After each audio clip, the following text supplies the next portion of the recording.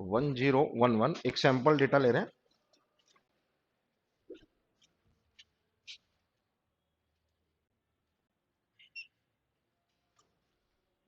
8 bits के 4 segments हम लोग लेंगे, जिसमें m इक्वल्स टू 8 यानी 8 बिट्स का डेटा है। सेगमेंट ले रहे हैं हम k, वो है 4। ठीक है, एक सैंपल डेटा ले रहे हैं। सैंपल डेटा में हम लोग डेटा आपको प्रोवाइड कर रहे हैं 1011 0011, देन 101011। दो सेगमेंट हो गए 8 बिट्स के।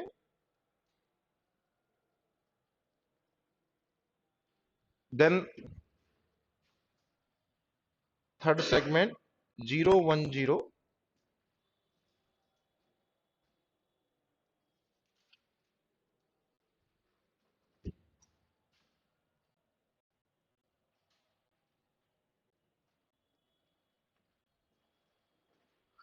सेकंड सेगमेंट है 1010 1011।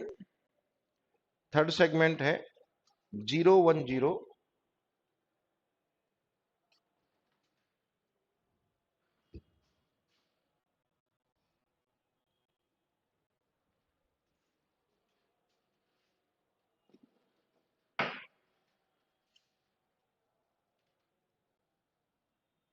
0101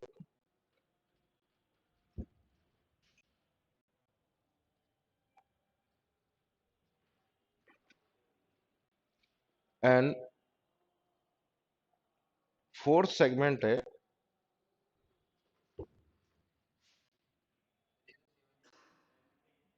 ये 7 का ही हो गया 0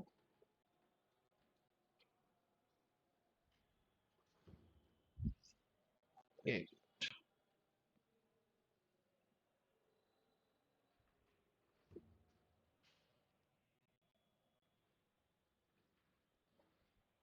1101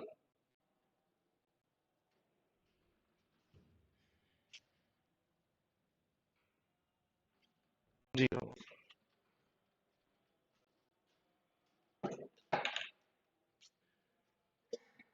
सबसे पहले नोट कर लीजिए चेकसम के बारे में। In checksum method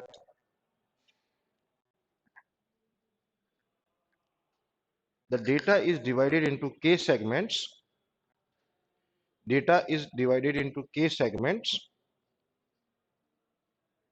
which is in this example is 4. Each of m bits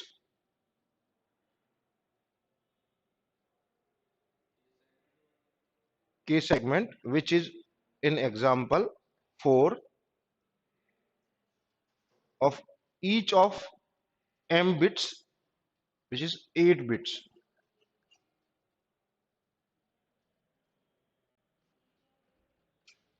Each of m bits,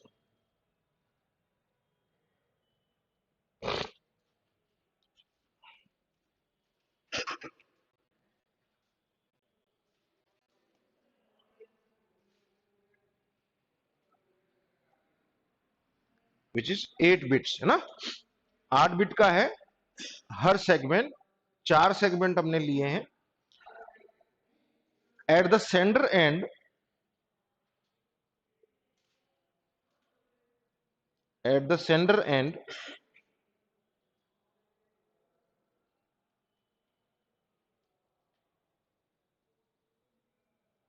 the segments are added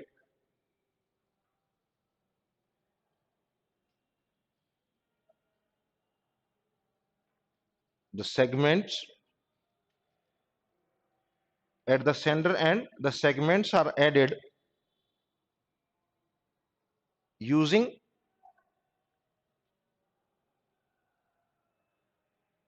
ones complement arithmetic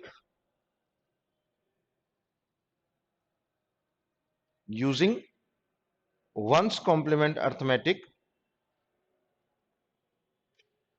to get the sum.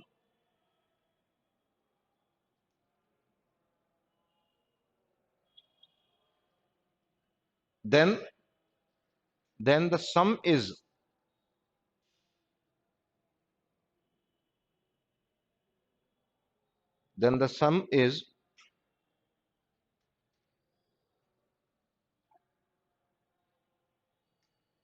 complemented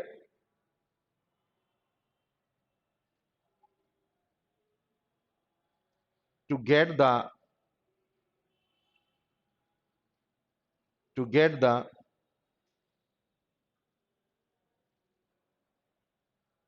checksum. To get the checksum. The checksum segment,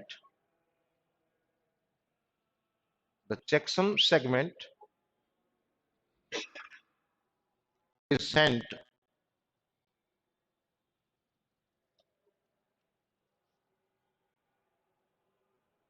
checksum segment is sent along with the data segments,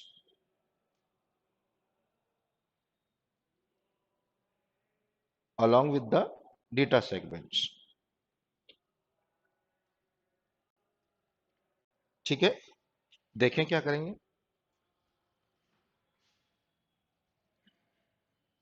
10110011 101011, then 01011010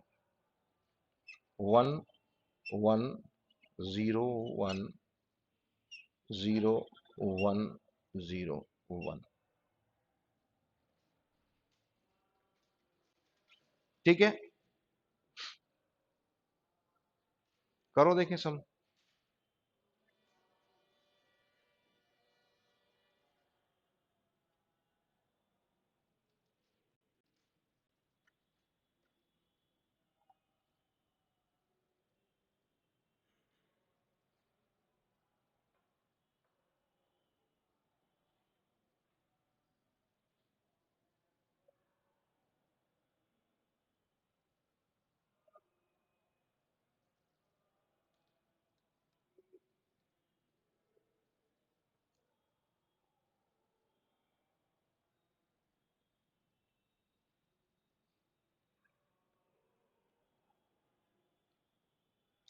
Added using one's complement arithmetic.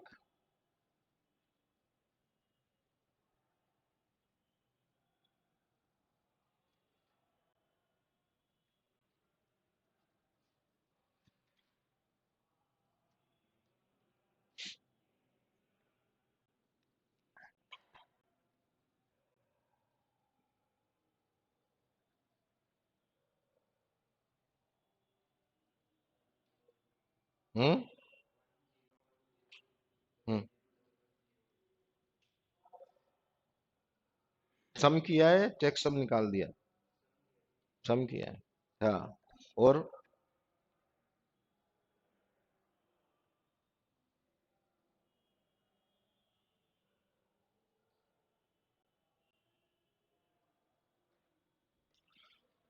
सारे को एक साथ नहीं करते हैं, अलग अलग भी कर सकते हैं.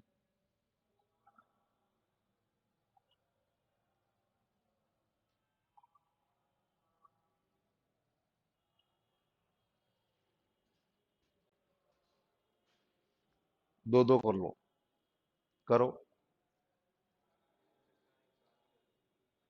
ठीक है, क्या आएगा, क्या आएगा.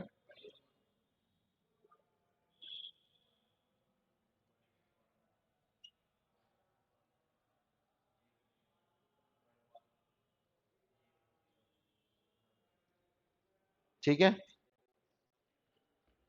011011 4 times 1 and then 0. ये जो कैरी आया, ठीक है.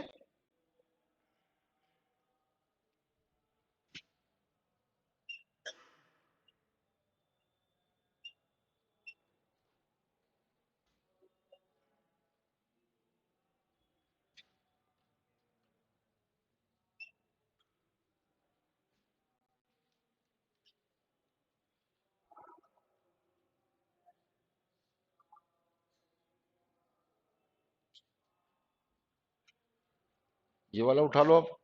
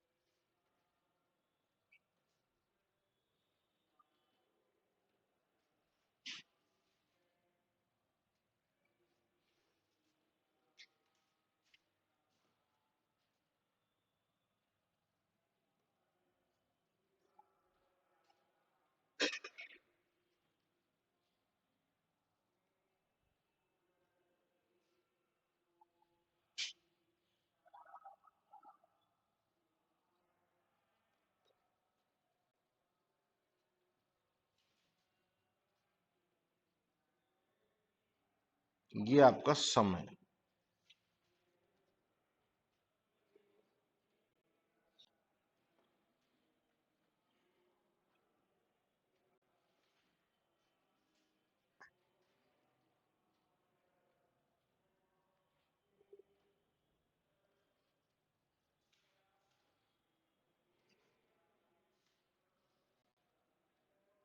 चेकसम निकल जाएगा।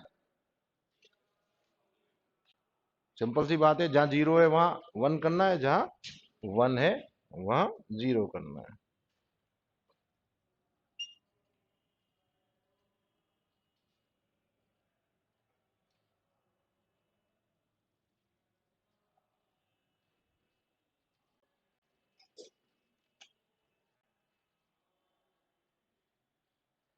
ये जो चेकसम है,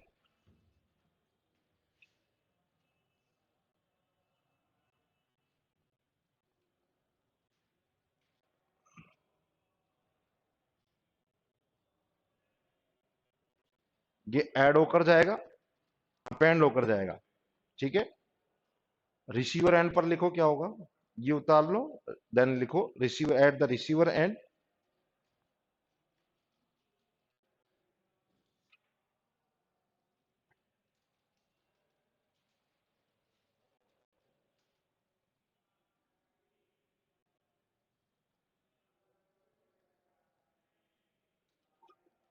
at the receiver end all received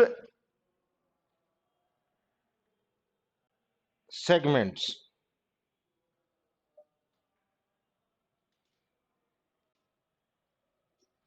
along with the checksum, along with the checksum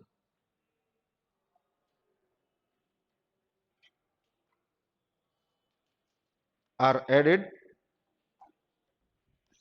are added using one's complement arithmetic,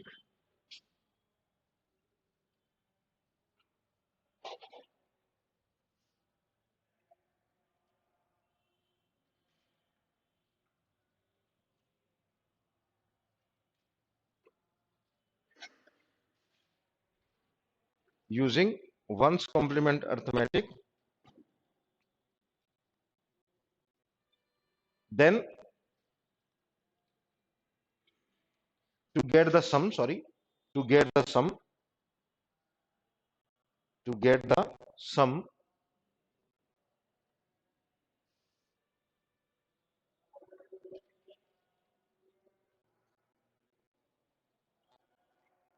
then the sum is complemented, then the sum is complemented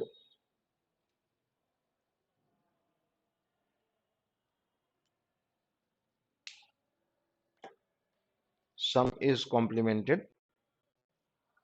if we get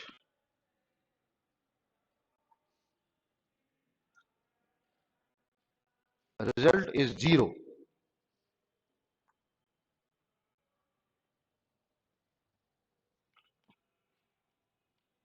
Result is 0. Then received data is accepted. Received data is accepted, otherwise discarded.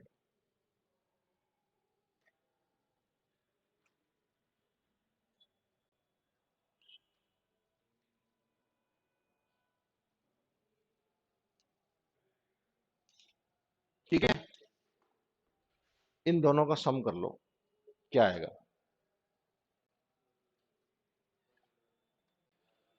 1 1 1 1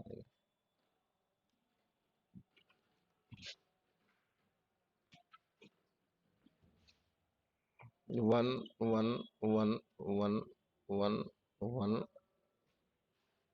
1 1।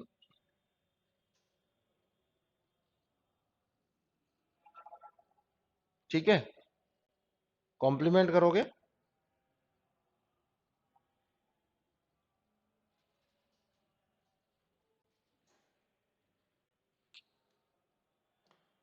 Check सम। दोबारा देख लो, कुछ पूछना है पूछ लो।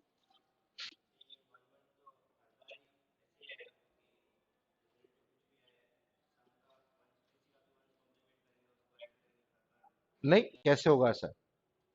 अगर मान लो कोई इसमें से कोई बिट अगर चेंज हो गई, बिट की पोजीशन, बिट चेंज हो रही है, सिंगल बिट एरर है, बिट चेंज हो रही है, तो वैल्यू की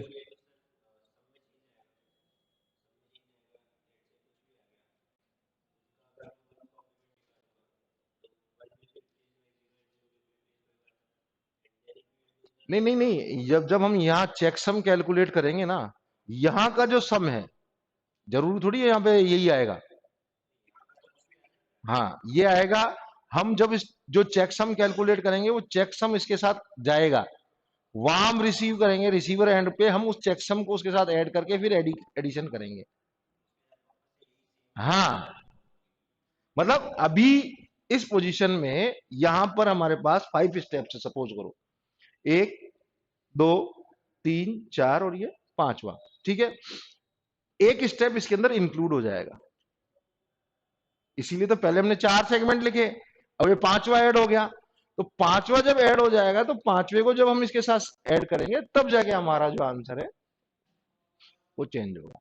इनमें से इस प्रोसेस में अगर कहीं पर भी कोई बिट चेंज होती है, मेनली एरर डिटेक्शन क्या है समझ लीजिए अच्छे से। ड्यूरिंग ट्रांसमिशन हम जो बिट्स सेंड करते हैं, उन बिट्स में अगर किसी भी नॉइज की वजह से या किसी और इंपेयरमेंट की वजह से जो बिट हम सेंड कर रहे हैं, जितनी भी बिट्स हम सेंड कर रहे हैं, उसमें से अगर एक भी बिट अगर चेंज हो जाती है, तो वो एरर है। मैंने जैसे सपोज करो, आपको मैंने लिखा, मैंने आपको सेंड किया एप्पल, और आपको वहां पर रिसीव हो रहा है टेपल, फॉर एग्जाम्पल। अब वो जो टेपल रिसीव हो रहा है, तो इसका मतलब क्या है कि जो हमने एक लेटर था वो चेंज हो गया, समझ रहे? अब वो कैसे पता लगेगा? उसके लिए हमने एक प्रोसेस बनाया कि टेपल जैसा कोई वर्ड ही नहीं, फॉर एग्जाम्पल, है ना। अब यहां पर क्या हो रहा है कि हमने ऐसे प्रोसेसेस ऐड कर दिए, जो प्रोसेस रिसीवर को भी पता है कि मुझे क्या करना है। जैसे हमने रिडंडेंट बिट्स ऐड किए। रिडंडेंट बिट जब हम ऐड करते हैं तो सिंगल जो रिडंडेंट बिट है वो सिंगल बिट आपका कैलकुलेशन बता देती है कि हमने सिंगल पैरिटी चेक किया, सपोज करो। तो सिंगल पैरिटी जब हम चेक कर रहे हैं तो हमको ये पता है कि इतने नंबर ऑफ पैरिटी ऐड होना है। कैलकुलेट किया, 8 बिट का डेटा है, सपोज करो मैं इसी एग्जांपल को ले लेता हूं। यहां पर मेरे पास एक डेटा सेगमेंट जाना है, अभी यहां पर 8 बिट्स है। इन 8 बिट्स में पैरिटी क्या होनी चाहिए? इवन पैरिटी करो चाहे ऑड पैरिटी करो, है ना। हम किसको देखते हैं? जनरली हम वंस को देखते हैं। वन कितने हैं इसमें? 5 हैं। मुझे इसको इवन में कन्वर्ट करना पड़ेगा, ठीक है। तो मैं इसके साथ क्या ऐड करूंगा? 1 ऐड करूंगा। तो 1 as a parity bit add होकर जाएगा, ठीक है। वो अलग से जाएगा, अलग से जाएगा। रिसीवर एंड पर गए, रिसीवर को यह पता है कि ये इवन पैरिटी वाला कॉन्सेप्ट है। वो कैलकुलेट करेगा कि कितने वंस हैं रिसीविंग डेटा में। तो यहां पर 5 वंस आ रहे हैं। पैरिटी उसने कैलकुलेट की, पैरिटी को चेक किया कि यहां पर 5 वंस है, पैरिटी भी 1 है, इसका मतलब वो ओके है। समझ रहे? अगर यहां पर पैरिटी 0 ऐड हो जाती या अंदर कोई कैलकुलेशन मिस्टेक होती, यहां पर रिसीव, यहां पर ये हो जाता, रिसीवर एंड पर 0 की जगह 1 हो जाता, तो ये ऑलरेडी इवन नंबर हो गया। तो यहां पर पैरिटी क्या हो जाती? 0 हो जाती। रिसीवर एंड के ऊपर जाता, कैलकुलेट करता कि हाँ कितने हैं, वैल्यू कितनी है? 6, इवन पैरिटी है। यही चीज अभी तो हमने सिंगल पैरिटी के लिए किया, अभी हम इसको 2D में कन्वर्ट करते हैं। तो 2D में हम क्या करते हैं? उसको कॉलम वाइज अरेंज कर लेते हैं और कॉलम वाइज हम उसकी पैरिटी चेक करते हैं। अभी हम केवल डिटेक्शन कर रहे हैं। जब हम करेक्शन करते हैं तो करेक्शन में हम उसकी पोजीशन तक कैलकुलेट कर लेते हैं। हम्म, वो बहुत रेयर चांस है। मतलब उसके चांसेस, इसका मतलब तो फिर ये है कि कुएं में भांग गिरी हुई है, और वो चांसेस नहीं पॉसिबल। ठीक है, क्लियर। अब हम बात करते हैं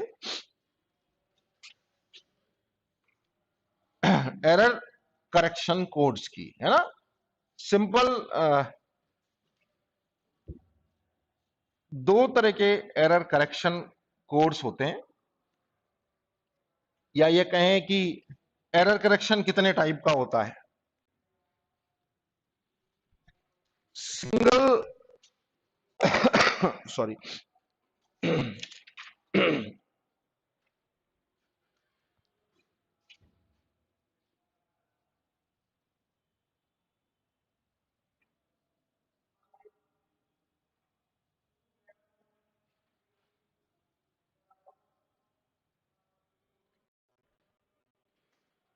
पहली चीज होती है गलती का पता लगाना, है ना, एरर को डिटेक्ट करना। डिटेक्ट कोई भी कर सकता है। क्यों कर सकता है? अभी हम मान लो, सपोज करो आपको दो चीजें दे दे, दो पेपर दे दें कि भैया इसमें से एरर फाइंड आउट करो। बचपन में आप लोगों ने कॉमिक्स में या न्यूज़पेपर में या जो मैगजीन्स आती थी उसमें एक वो देखा होगा कि ये दो चित्र दे देते हैं, बोले इसमें से 10 गलतियां निकालो। ठीक है, तो आप क्या करते हैं? उनको मैच करते हैं। हम क्या करते हैं? यही तो कर रहे हैं।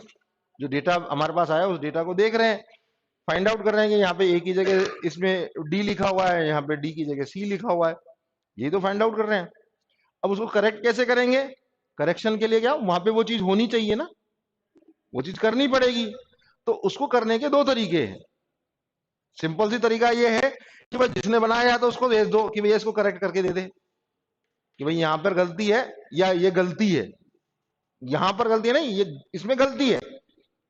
तो वो जो लेगा ओरिजिनली वो उसको रिसीव करके ये चेक कर देगा, और डिस्कार्ड कर दिया उसने तो अगेन उसको रिपीट करेगा, है ना। दूसरा तरीका क्या है कि जो रिसीवर है वो रिसीवर ही उसको करेक्ट कर दे। समझ रहे हैं कॉन्सेप्ट? पहला तरीका क्या है कि जिसने सेंड किया उसको भेज दिया कि भैया तू ही चेक कर दे, ठीक है। तो इस बेसिस पर हम इन एरर करेक्शन कोड्स को दो पार्ट में डिवाइड करते हैं। एक कहलाता है बैकवर्ड एरर करेक्शन, और दूसरा क्या होगा, आप सब लोग समझदार हैं, फॉरवर्ड एरर करेक्शन। ठीक है, लिख लीजिए दोनों के बारे में एक एक line.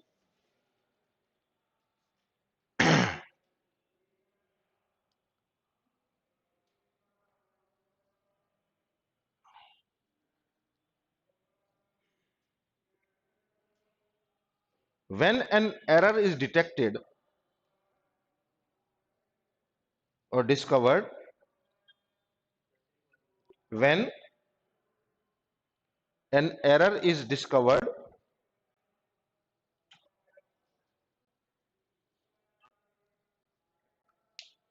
the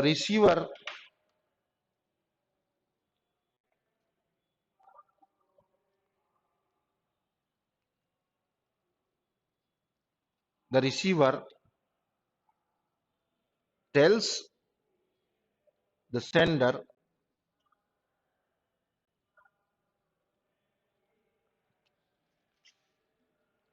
to retransmit the entire data,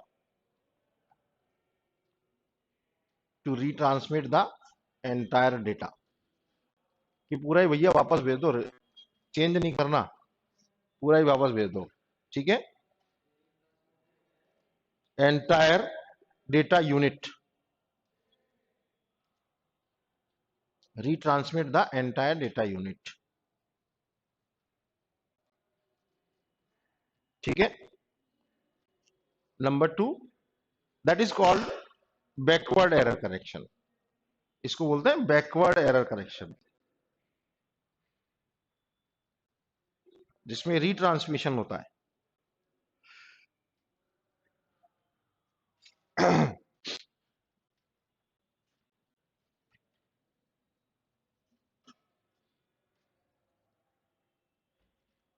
number 2 जिसमें फॉरवर्ड एरर करेक्शन को लिख रहे हैं, in this receiver can use an error correcting code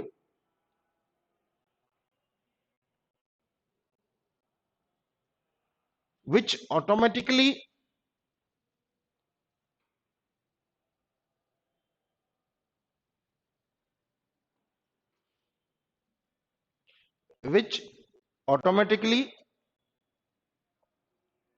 correct certain errors,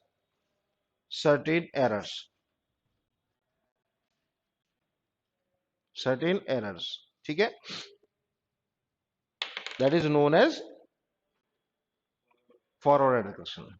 यानी इसमें रिट्रांसमिशन है ऑफ डेटा यूनिट, ठीक है, और इसमें application of error correction codes by the receiver. ठीक है, इसको ऐसे कह सकते हैं, request of retransmission of data. ठीक है, होता है ना, रिप्लेस करके भेजो प्रोडक्ट को। रिप्लेस और रिपेयर दोनों में फर्क है। अगर वो रिप्लेस करके भेजता है तो एंटायर प्रोडक्ट चेंज होगा।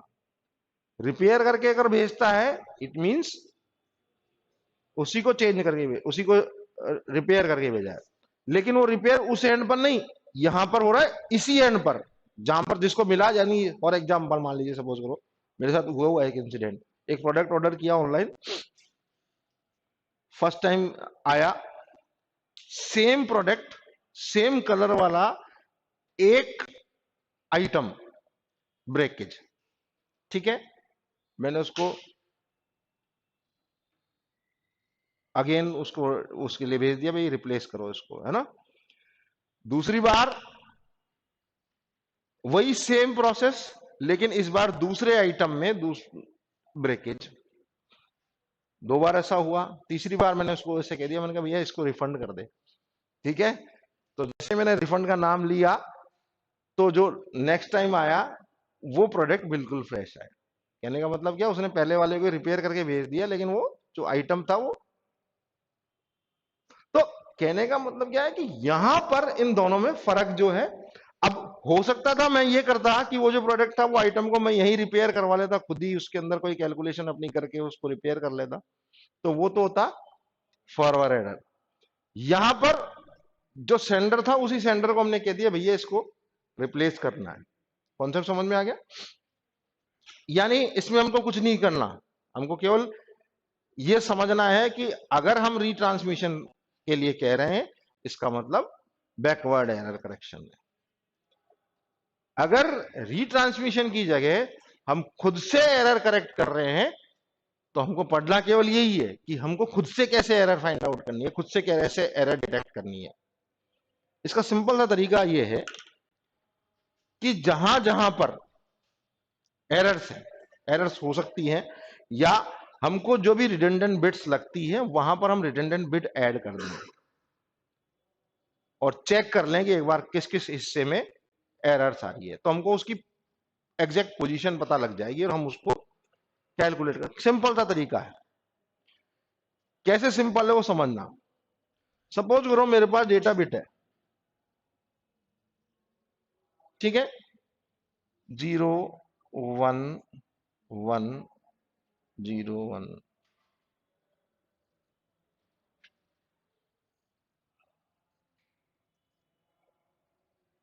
सॉरी,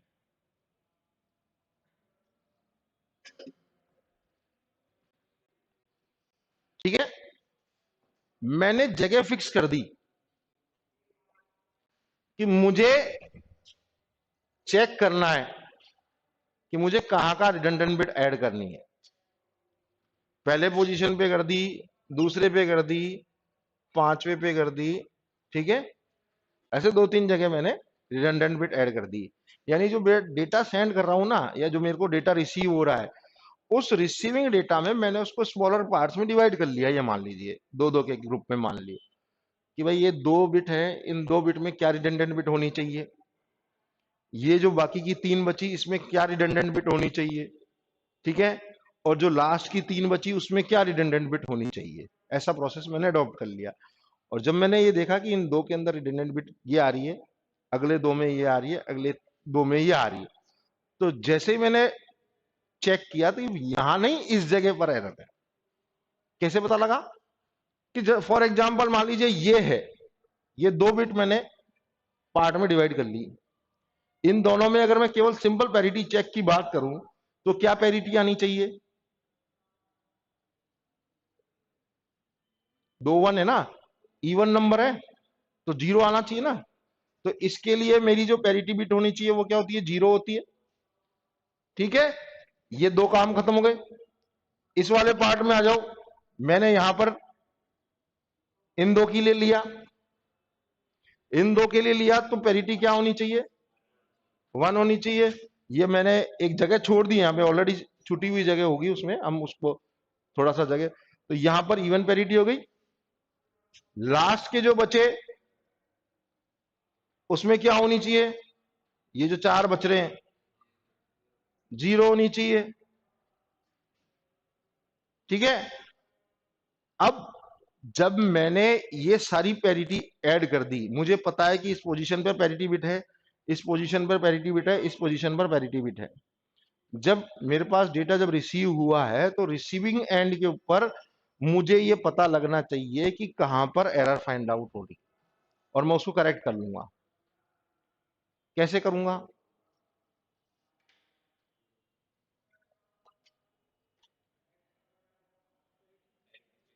पैरिटी चेक करके कर रहे हैं ना। तो सिंपल सी बात यह है कि ऑलरेडी पैरिटी आ रही है वहां से, ठीक है।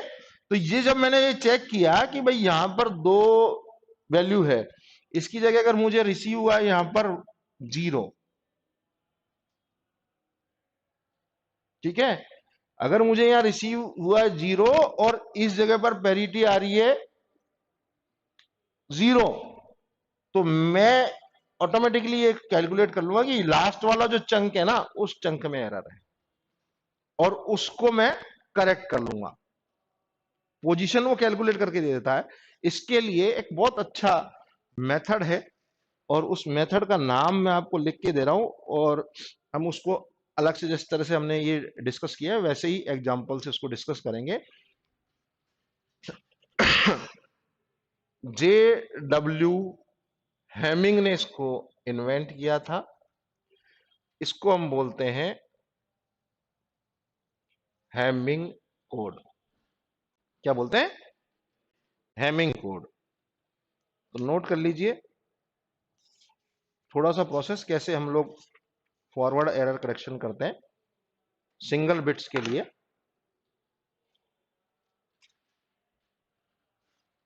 For single bit error correction,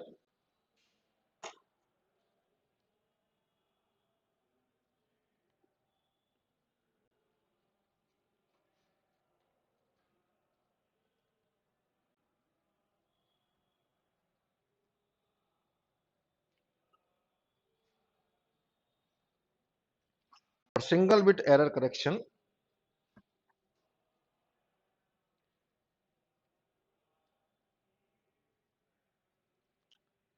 a technique is developed by, JW नहीं है, ये RW है।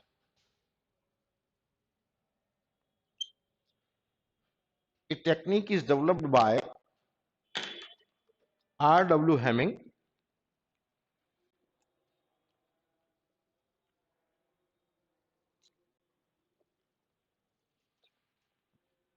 RW Hamming, known as Hamming code.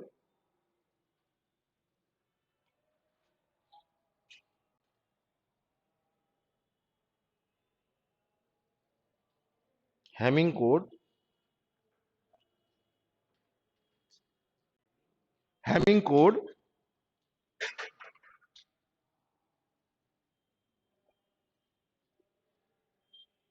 which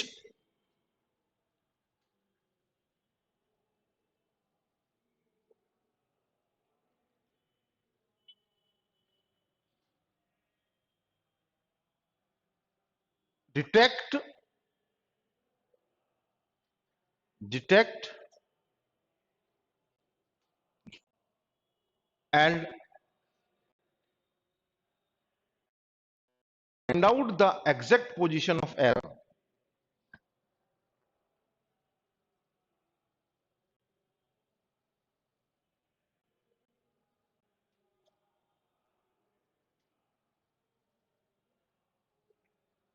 Find out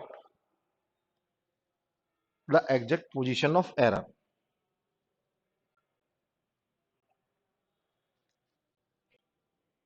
The Hamming code applied to data units of any length,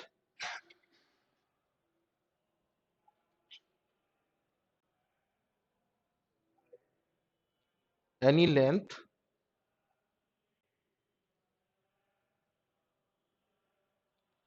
any length, data units of any length, and it uses the relationships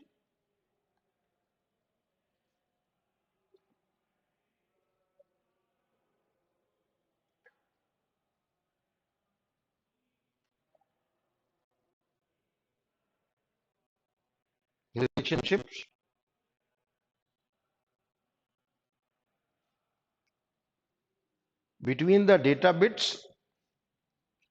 and redundant bits.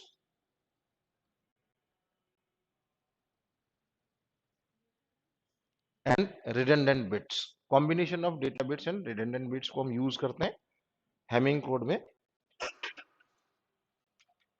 कैसे करते हैं वो हम next class में discuss